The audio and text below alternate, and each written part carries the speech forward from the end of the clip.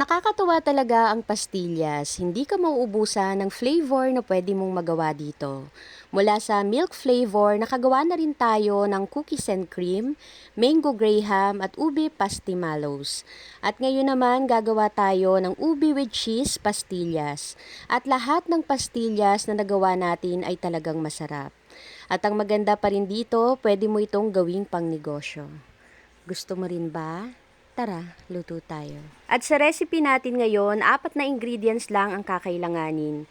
Powdered milk, ubi condensed milk, cheese, at white sugar. At sa paggawa naman ng ating ubi cheese pastillas ay napakadali lang naman po. Same lang din kung paano tayo gumagawa ng iba pang flavor ng pastillas. Sa isang mixing bowl, pagsamasamahin lang natin dito yung 4 cups ng powdered milk at 1 can ng ubi condensed milk. Haluin lang natin ito ng mabuti, then set aside.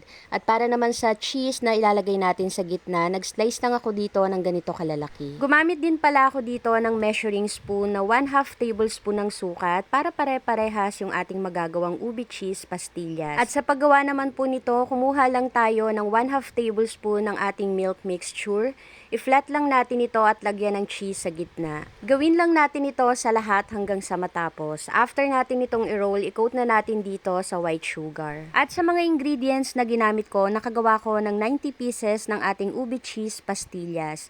At yung ginamit ko po ditong powdered milk ay same pa rin nung nakaraan, birch tree powdered milk. Sa packaging naman, gumamit pa rin ako ng plastic na 7 cm by 7 cm. At nabili ko po pala ito online. So kung bet nyo rin, ilalagay ko na lang yung link sa comment section kung saan ko po ito binili. At sa cheese naman po, nasa sa inyo na yan kung gaano kalaki yung gusto ninyong ilagay sa gitna. At kung gagawin nyo po itong pangnegosyo, mas maganda na mag-costing po muna kayo. Gusto mo rin ba? Tara, kain tayo.